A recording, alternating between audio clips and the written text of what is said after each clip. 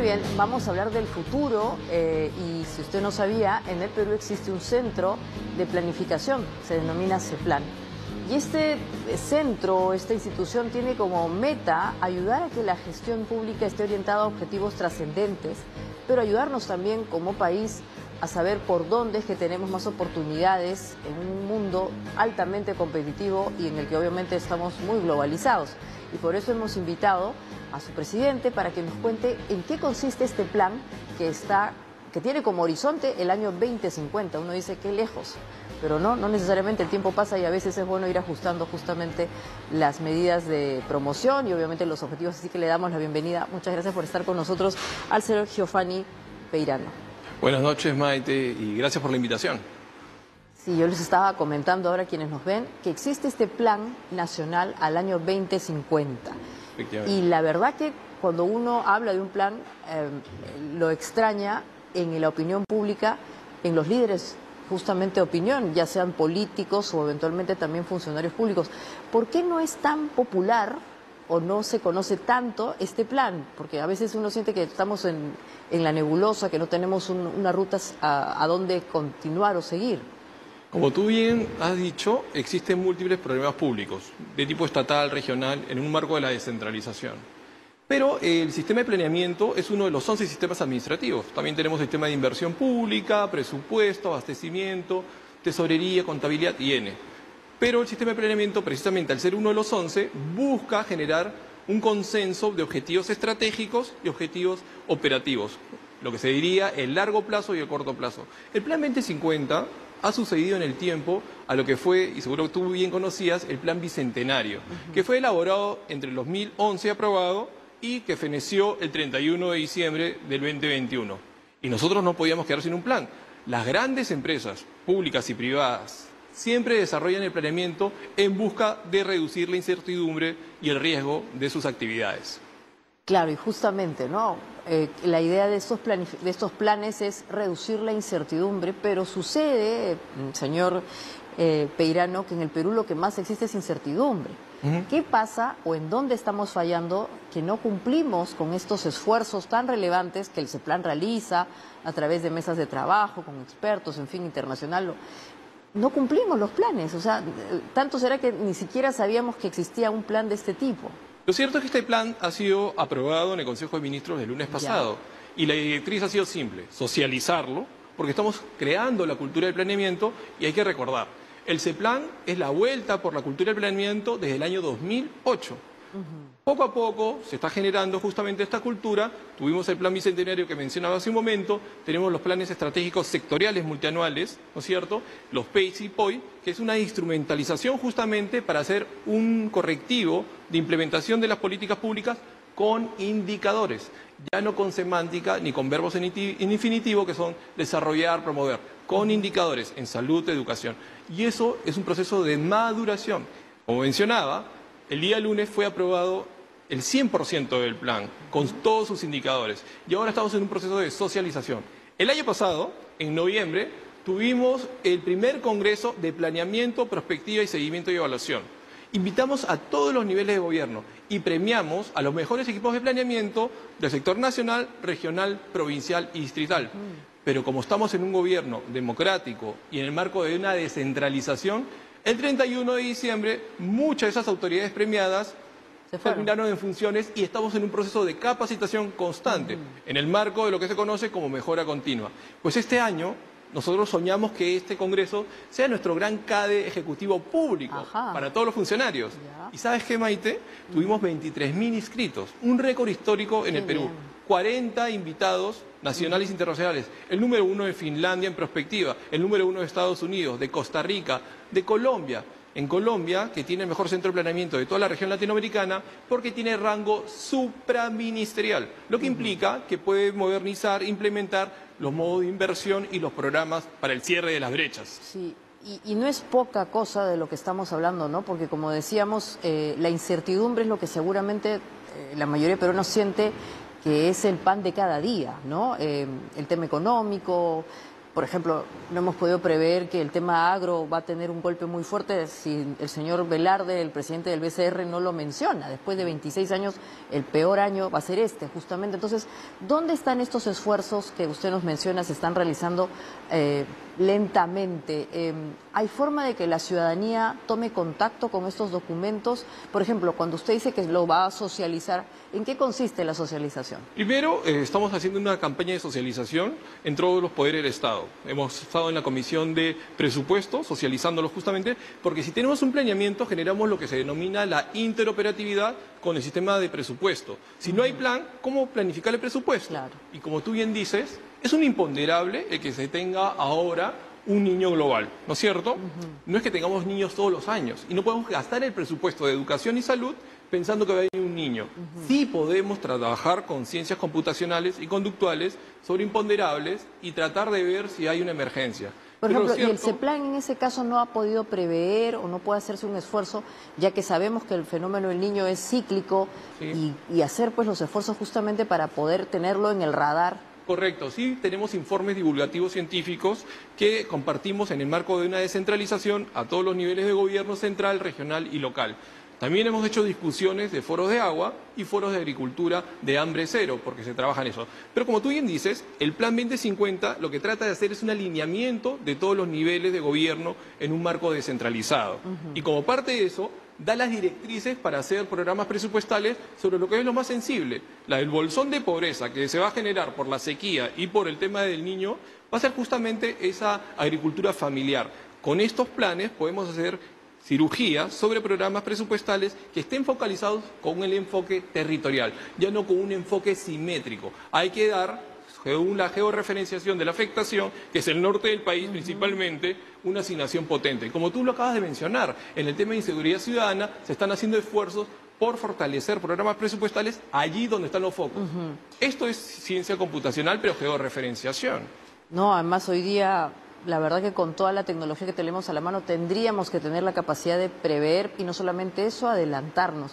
Pero este plan 2050, para conocerlo un poco más, ¿qué contenidos tiene? Digamos, para ser honestos, que casi hay tendencias globales Pues, en la región y en el mundo.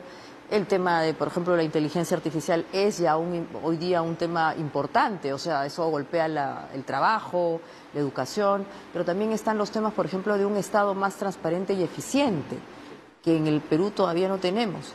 Cuéntenos más o menos cuáles son los principales elementos de este Plan 2050. bueno, como lo has comentado, tenemos 4 grandes objetivos nacionales. El primero es desarrollo sin dejar a nadie atrás. El segundo es una gestión ambiental contra el cambio climático porque somos un país megadiverso y pluricultural. Pero el tercero es ciencia y tecnología y transformación digital. Somos el único país de los 42 de América Latina y el Caribe que ha colocado la ciencia y la tecnología y la innovación como un objetivo nacional. Los demás lo tienen como una política. Eso es un gran afianzamiento y un gran compromiso de parte de nuestro Estado. El cuarto objetivo nacional es la modernización, la democracia y la justicia para los peruanos. Como tú bien decías, justo hace unos meses se aprobó la política nacional digital a través de la SECDI. Pero también hay que reconocer que nadie en la región planifica al 2050, todos planifican al corto plazo. Y lo que se planificó, por ejemplo, como la Agenda ODS 2030, tras la pandemia, los indicadores y compromisos prácticamente están desactualizados. El Perú, de los 42 países de la región latinoamericana Maite, es el único, junto a Costa Rica y junto a Uruguay, que ha planificado a largo plazo. ¿Por qué? Porque cada gobierno, durante su periodo justamente gubernativo, tiene que construir el primer escalón, el segundo escalón, hacia una meta del desarrollo. Y este plan es una gran oportunidad para justamente generar consensos políticos y técnicos. Te digo cómo se elaboró, brevemente. Ha sido socializado dentro del Foro del Acuerdo Nacional con los partidos políticos, los representantes de los trabajadores, los gremios empresariales, la Iglesia y todos los partidos políticos durante 11 reuniones del año 2017 al 2019. Luego de ello, ha pasado por un proceso de construcción técnica con indicadores válidos contra los ODS y los indicadores que trabajan los sectores. Es decir, es un documento técnico-político, lo cual le da una completud que no tienen en la región. Claro, señor Perano. Además me parece interesante que mencione los ODS, que son estos Objetivos de Desarrollo Sostenible que justamente la presidenta Boluarte ha ido a mostrar en esta reunión que ha tenido en Washington. Ahora, pero dado que es un esfuerzo importante, como nos está comentando, obviamente, digamos, muy amplio en su convocatoria, Hoy día también en la planificación, después de la pandemia, hay mucho interés en saber cuál es la siguiente catástrofe. En el Perú tenemos claridad de cuál es la siguiente catástrofe que nos viene. Nadie pudo prever el tema de la pandemia. O sea, lo del niño, por ejemplo, tampoco lo podemos prever. ¿Es posible que en estos esfuerzos de planificación también planteemos escenarios catastróficos que lamentablemente en el caso del Perú siempre están allí? Específicamente nosotros dentro del CEPLAN tenemos la Dirección de Prospectiva y que trabaja justamente lo que son amenazas, riesgos y oportunidades, y amenazas tiene las cartas salvajes, donde entran fenómenos climáticos, pero también terremotos. Si hubiera un terremoto, por ejemplo, en el Perú, en Lima, tendríamos un aproximado de 60.000 millones de dólares de pérdida, es decir, un gran porcentaje de nuestro PBI. Por eso es que a partir de esa información, todos los sectores, todas las funciones y todas las políticas nacionales planifican lo que van a ejecutar en el corto y mediano plazo y en el plan de desarrollo concertado, regionales y locales, ¿no es cierto? Así que sí tenemos esa capacidad de información y las 9 tendencias están expresadas en el plan. El plan tiene... Maite, ¿cuáles son las 9 tendencias? Por ejemplo, para la gente que nos ve porque... Por ejemplo, el 60% de la población al 2050 va a vivir en zona urbana. Ya. La afectación para llegar a agua potable en el mundo va a ser muy reducida y prácticamente hay un factor de afectación del 30% de toda la población que no va a tener a nivel global agua. También tenemos una población que cada vez se vuelve mayor, un 30% mayor, que supera los 65 años, con lo cual hay que planificar otro tipo de política previsional para esa población. Y lo mismo nos va a ocurrir a nosotros con nuestro bono demográfico que tenemos. También tenemos un calentamiento global que va a alterar que nuestros Andes, que son tropicales, también se tiene un proceso de desglaciación. Claro. Y así tenemos múltiples indicadores. Te voy a dejar algunos puntos. Por ejemplo, en agua potable, ¿cuál es la brecha? Estamos al 85% y tenemos que cerrarla al 100% al 2050. Pues eso demanda 15 años y 90.000 millones de soles. ¿Meta factible de cumplir? Sí, se puede cumplir. En términos de pobreza, estamos en un rango del 30%. ¿Cuál es el objetivo? Llegar al 4% al 2050. ¿Factible de cumplir? Sí, porque el Perú goza de una gran macroeconomía.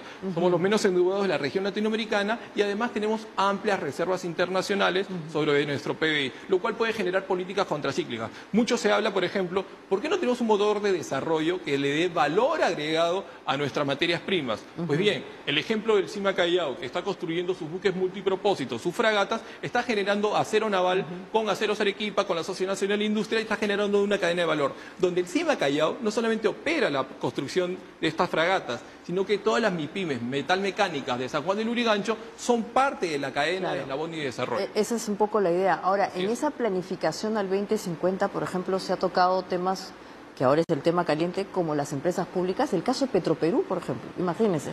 O sea, la empresa pública de mayor tamaño hoy día está en crisis, hoy día hay una propuesta en el Congreso de privatizarla y seguramente si eso prospera se acabaría una etapa muy relevante de la economía. ¿Cuán metido en la coyuntura está el CEPLAN? Porque en verdad es importante planificar a largo plazo, pero también se necesitan instrumentos para ayudar justamente a los tomadores de decisión pública a que lo hagan bien, ¿no? Efectivamente, nosotros damos todos los parámetros de información de diagnóstico que recopilamos a través de la información global, que por ejemplo hay una federación de información global que es Millennium Project, que nos brinda información, pero también existe la información que proveen todas las oficinas de planeamiento de todos los sectores y todos los niveles de gobierno. Todo eso es una masa crítica, que es un repositorio de información que puede entrar cualquier planificador a utilizar en CEPLAN. Pero además estamos en una campaña de socialización, estamos generando acuerdos interinstitucionales con todas las universidades públicas y privadas para generar, ¿sabes qué, Maite?, el ecosistema de desarrollo nacional. No puede ser que los vicerrectorados de investigación solo se dediquen exclusivamente a los ODS, porque los ODS es una temática importante pero internacional.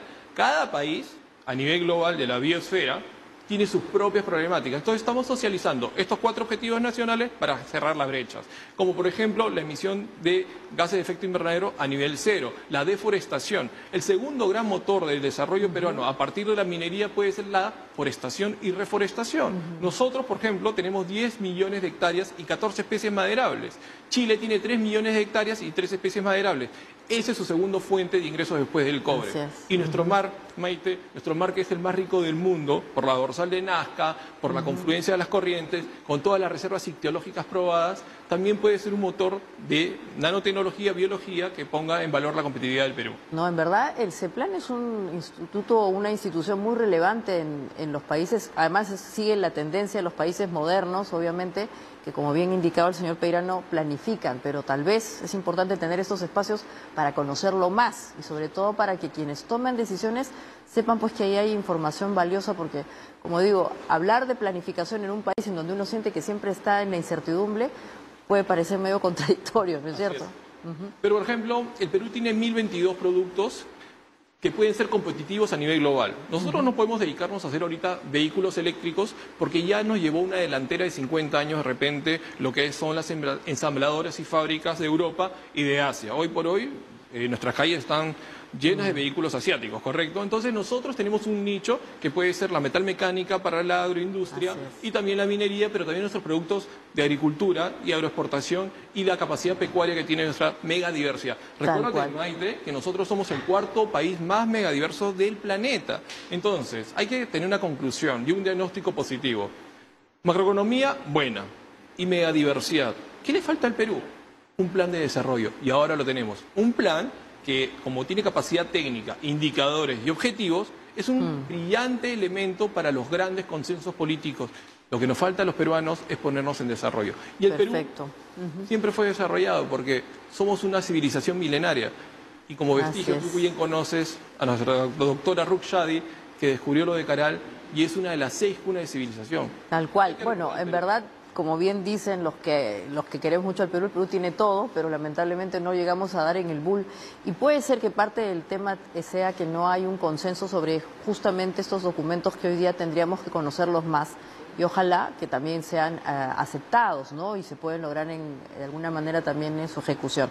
Muchas gracias por haber estado con nosotros, señor Peirano, y obviamente espero tenerlo en otra ocasión para hablar con más detalle de algunos elementos que usted ha planteado en esta entrevista. Muchísimas gracias a ti.